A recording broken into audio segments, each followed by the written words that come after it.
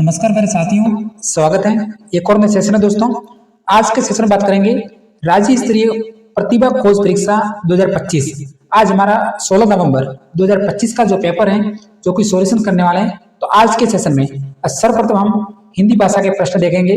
सभी प्रतियोगी परीक्षाओं की तैयारी कर रहे अभ्यर्थी इस पेपर को जरूर देखें और हिंदी भाषा के प्रश्न है जो कि जरूर देखें। तो आज के एग्जाम्स में पूछे गए प्रश्न है हमारा पहला क्वेश्चन था संयुक्त वर्ण तरह किन वर्णों के मेल से बना है। पहला क्वेश्चन था तरह का पूछा है। तो इसका जो हमारा राइट आंसर था ऑप्शन नंबर 2 त धन र धन अ। ऑप्शन नंबर 2 है जो कि हमारा राइट आंसर है। क्वेश्चन नंबर 2 देखते हैं, उच्चारण स्थल की दृष्टि से कंठोष्ठीय वर्ण कौन सा है। ई दे रखा है, ए दे रखा है, ए दे रखा है और ओ दे रखा है। तो जो भी चतुर्थ श्रेणी कर्मचारी यानी हाईकोर्ट ग्रुप डी की एग्जाम्स की तैयारी कर रहे हैं वे भी पेपर देख सकते हैं। तो इसका जो राइट आंसर था ऑप्शन नंबर 2 ए, एक हमारा कंठोष्ठीय वर्ण है। अगला प्रश्न देखते हैं, क्वेश्चन नंबर 3, निम्नलिखित में से तद्भव शब्द कौन सा है। देखिए, तद्भव और तत्सम शब्द हर बार प्रत्येक एग्जाम्स में पूछे जाते हैं। तद्भव का मतलब होता है हिंदी भाषा का शब्द। तो 4 ऑप्शन दे रखे हैं जिसमें एक हमारा हिंदी भाषा का शब्द है, वो कौन सा है। तो जो हमारा राइट आंसर था ऑप्शन नंबर 1 आग हमारा तद्भव शब्द है। क्वेश्चन नंबर 4 देखते हैं, निम्नलिखित में से जातिवाचक संज्ञा से निर्मित भाववाचक संज्ञा का उदाहरण कौन सा है। जातिवाचक संज्ञा से निर्मित भाववाचक संज्ञा बताइए। तो हमारा राइट आंसर था ऑप्शन नंबर 3 मित्रता। ऑप्शन नंबर 3 है जो कि राइट आंसर है। तो राष्ट्रीय प्रतिभा खोज परीक्षा 2025 में पूछे गए प्रश्न है, दिए गए विकल्पों में से व्यक्तिवाचक संज्ञा का उदाहरण कौन सा है। व्यक्तिवाचक संज्ञा का उदाहरण कवि, हिमालय, मनुष्य और पुस्तक दे रखा है। तो हमारा राइट आंसर था option number 2 Himalaya. Question number 6 है, आप भला तो जग भला वाक्य में प्रयुक्त सर्वनाम कौन सा है। देखिए, आप भला तो जग भला ऑप्शन नंबर दे रखे हैं अनिश्चयवाचक, निश्चयवाचक, निजवाचक या फिर संबंधवाचक। तो इसका जो राइट आंसर था ऑप्शन नंबर 3 निजवाचक सर्वनाम। जिन स्टूडेंट्स ने ऑप्शन नंबर 3 भरा है वो हमारा राइट आंसर है। क्वेश्चन नंबर 7 देखते हैं, दरवाजे पर कोई खड़ा है वाक्य में प्रयुक्त सर्वनाम कौन सा है। तो जो भी आगामी एग्जाम्स की तैयारी कर रहे हैं तो इस क्लास पर बने रहना। दरवाजे पर कोई खड़ा है वाक्य में प्रयुक्त सर्वनाम, तो देखिए इसमें अनिश्चयवाचक सर्वनाम है क्योंकि देखिए कोई, तो सिंपल प्रश्न है वैसे ऑप्शन नंबर 4। क्वेश्चन नंबर 8 देखते हैं, यह व्यक्ति राष्ट्र की उन्नति कर सकता है वाक्य में रेखांकित पद कौन सा है। सार्वनामिक विशेषण है या फिर गुणवाचक है या फिर संख्यावाचक विशेषण है या फिर निजवाचक विशेषण। यह व्यक्ति राष्ट्र की उन्नति कर सकता है। इसमें जो हमारा विशेषण है वो है सार्वनामिक। ऑप्शन नंबर 1 जिसने भी भरा है हमारा राइट आंसर है। अब देखते हैं क्वेश्चन नंबर 9, निम्नलिखित में से विशेषण की उत्तम अवस्था दर्शाने वाला विकल्प कौन सा है। क्वेश्चन नंबर 9 राष्ट्रीय प्रतिभा खोज परीक्षा आज पूछा गया सवाल। तो हमारा राइट आंसर था विद्वतम। ऑप्शन नंबर 2 है जो कि राइट आंसर है। क्वेश्चन नंबर 10, सु उपसर्ग रहित शब्द कौन सा है। सु उपसर्ग रहित शब्द पूछा है, सुंदर, स्वागत, सुकृत और सुरभि। 4 ऑप्शन दे रखे हैं।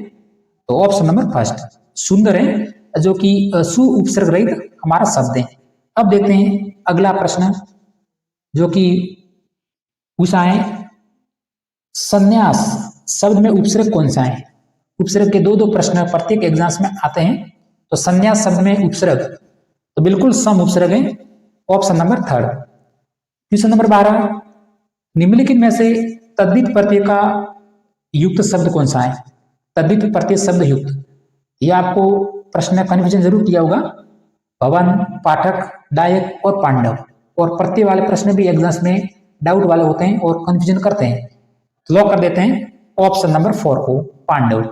जिन्होंने ऑप्शन नंबर 4 बनाए तो बिल्कुल राइट आंसर है। क्वेश्चन नंबर 13, निम्नलिखित में से कृत प्रत्यय से बना शब्द कौन सा है?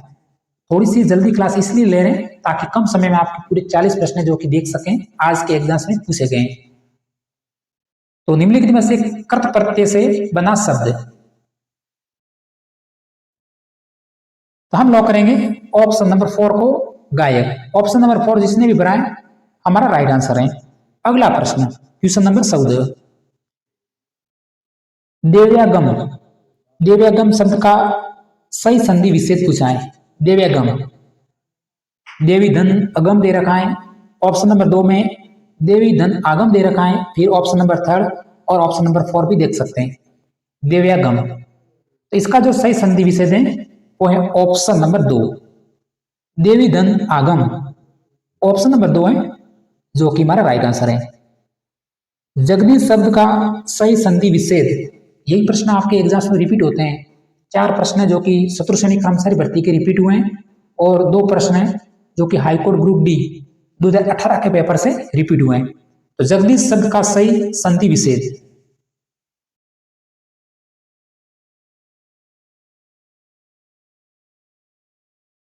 तो हम लॉक करेंगे ऑप्शन नंबर 3 को, जगत धन ईश। ऑप्शन नंबर 3 है जो कि हमारा राइट आंसर है। अगला प्रश्न देखते हैं क्वेश्चन नंबर 16, निम्नलिखित शब्दों में से द्वंद्व समास का उदाहरण कौन सा है? द्वंद्व समास का, तो हम लॉक कर देते हैं ऑप्शन नंबर 1 को 31। जल्दी से क्वेश्चन नंबर 17 देखते हैं, जिस समास में पहला पद प्रधान होता है वह समास कौन सा है? डायरेक्ट सिंपल प्रश्न, परिभाषा पूछी डायरेक्ट, पहला पद प्रधान, तो उसमें जो हमारा समास है वो है अविभाव। पहला पद प्रधान होता है या फिर पहला पद होता है या उपसर्ग होता है, उसमें जो हमारा समास होता है वो होता है अविभाव। क्वेश्चन नंबर 18, राजा ने ब्राह्मण को धन दिया। भाई स्टार माने इस प्रश्न को, प्रत्येक एक के बाद एक एग्जाम्स में ये प्रश्न रिपीट होता है, तो पुराने साल के पेपर हमें देखना चाहिए ताकि हमें एग्जाम्स पैटर्न है जो कि समझ में आ जाए। तो राजा ने ब्राह्मण को धन दिया, वाक्य में कारक तो है संप्रदान। ऑप्शन नंबर 2 है जो कि 100% राइट आंसर है, क्योंकि जब राजा ब्राह्मण को धन देगा तो फिर वापस नहीं लेगा, तो डायरेक्टली प्रश्न बनता है संप्रदान का। वैसे आपको कन्फ्यूजन हुए होंगे। क्वेश्चन नंबर 19, निम्नलिखित वाक्य में से अपादान कारक युक्त वाक्य कौन सा है? अपादान कारक युक्त वाक्य, तो देखिए जल्दी से हम लॉक कर देते हैं राइट आंसर को। देखिए निम्नलिखित वाक्यों में से अपादान कारक युक्त वाक्य, तो बालक कुर्सी से गिर गया, इसमें जो से हैं हमारी विभक्ति लग रही है, तो ऑप्शन नंबर 3। निम्नलिखित में से किस विकल्प में सभी शब्द हैं बुद्धि शब्द के पर्यायवाची शब्द हैं? बुद्धि, तो देखिए चपला तो हमारा जीव का हो गया है, तो कर देते हैं ऑप्शन नंबर 4 को, दी और मनीषा। काफी स्टूडेंट थर्ड ऑप्शन भी भरा है, तो इसमें थर्ड ऑप्शन नहीं है, इसमें दामी नहीं लग गए, तो ऑप्शन नंबर 4 है जो कि हमारा राइट आंसर है, दी और मनीषा। नेक्स्ट प्रश्न, विष्णु शब्द का पर्यायवाची शब्द, विष्णु शब्द का पर्यायवाची शब्द कौन सा है? दिनेश, उमेश, सुरेश, रमेश। ऑप्शन नंबर 4 को लॉक करेंगे, हमारा राइट आंसर है रमेश। अगला प्रश्न था अवधि शब्द का सही विलोम शब्द। यह प्रश्न आपके एग्जाम में पूछा गया है बीएससी के हिंदी वाले पेपर में, 2 प्रश्न। तो अवधि का सही विलोम शब्द तो है अंबर। ऑप्शन नंबर 3 है जो कि राइट आंसर है। अगला प्रश्न है विधवा शब्द का सही विलोम शब्द। विधवा शब्द का सही विलोम शब्द है तो है ऑप्शन नंबर 2 सजवा। ऑप्शन नंबर 2 है जो कि राइट आंसर है। क्वेश्चन नंबर 24, हेमांग से चला नहीं जाता किस प्रकार का वाक्य है?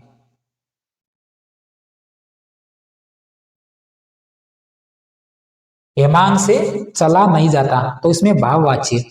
ऑप्शन नंबर 1 को लॉक करेंगे जो कि हमारा राइट आंसर था। क्वेश्चन नंबर 25वां, निम्नलिखित में से कौन सा विकल्प है रचना के आधार पर वाक्य के भेद? डायरेक्ट परिभाषा पूछी है, वाक्य के भेद वो भी रचना के आधार पर, तो वह हमारा संयुक्त वाक्य। सरल वाक्य, साधारण वाक्य और संयुक्त वाक्य 3 होते हैं। क्वेश्चन नंबर 26, हम कपड़े पहन रहे हैं। अब देखिए हम कपड़े पहन रहे, तो वाक्य में क्रिया का काल कौन सा है? बेसिक प्रश्न है, आप थोड़ा सा दिमाग से आंसर दे सकते हैं। तो इसमें जो हमारा राइट आंसर है अपूर्ण वर्तमान काल। हम कपड़े पहन रहे हैं, तो ऑप्शन नंबर 4। चलो अगला प्रश्न, क्वेश्चन नंबर 27। दिए गए विकल्प में से वर्तनी की दृष्टि से शुद्ध शब्द। तो देखिए वर्तनी की दृष्टि से शुद्ध शब्द है जो कि पूछा है। वर्तनी की दृष्टि से शुद्ध शब्द है, तो बिल्कुल हम लॉक करेंगे ऑप्शन नंबर 3 को, ईर्ष्या, जो कि हमारा राइट आंसर है।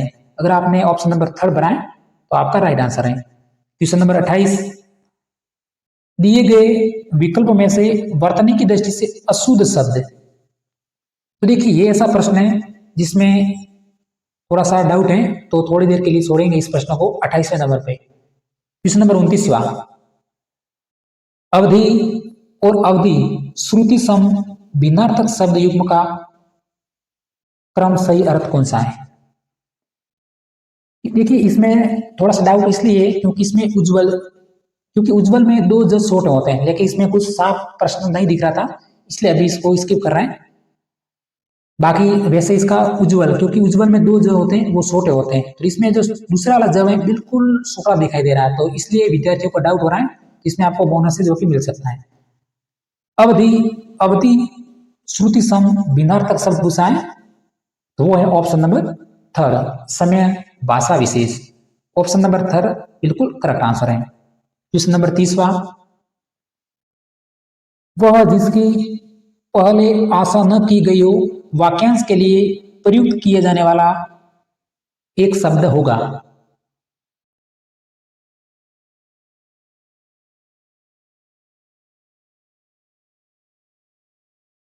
ऑप्शन नंबर 2 को लॉक करेंगे, अप्रत्याशित। ऑप्शन नंबर 2 है जो कि राइट आंसर है, आपको निराशा नहीं बनना है। Question number 31। प्रलोभन देना अर्थ प्रकट करने वाला मुहावरा कौन सा है? प्रलोभन देना।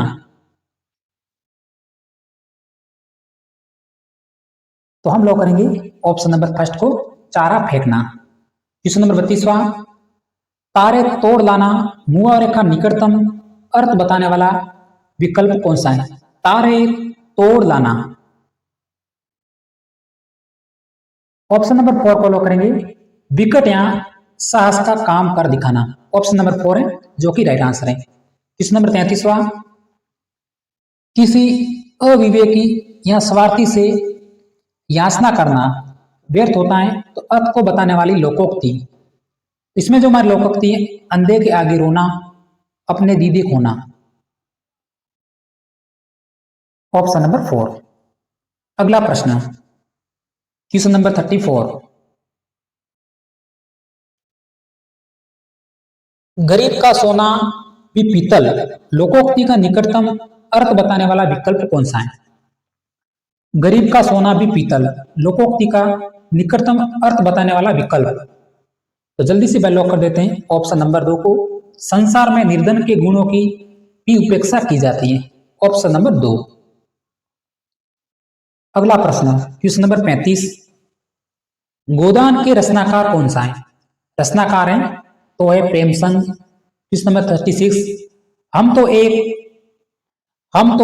एक करी जाना, हम तो एक एक करी जाना पंक्ति में कबीर ने किसका समर्थन किया है? तो एकेश्वरवाद का। ऑप्शन नंबर 3 है जो कि राइट आंसर है। Question number 37।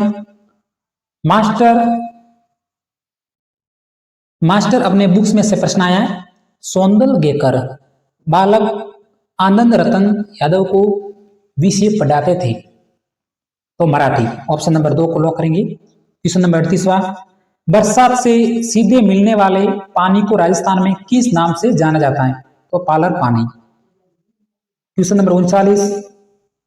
शीतलवाणी में आग लिए फिरता हूं पंक्ति में अलंकार, तो विरोधाभास। और अंतिम प्रश्न है, महादेव वर्मा की रचना का नाम है, तो है यामा। तो प्यारे साथियों, आज के जो पेपर में हिंदी के जो 40 प्रश्न पूछे गए थे, पूरे के पूरे सटीक आंसर की से बताने की पूरी कोशिश की। और हमारी क्लास आपको पसंद आई हो तो क्लास को एक सब्सक्राइब करके जरूर जाए। इसी तरह मिलेंगे अगले सेशन में। जय हिंद।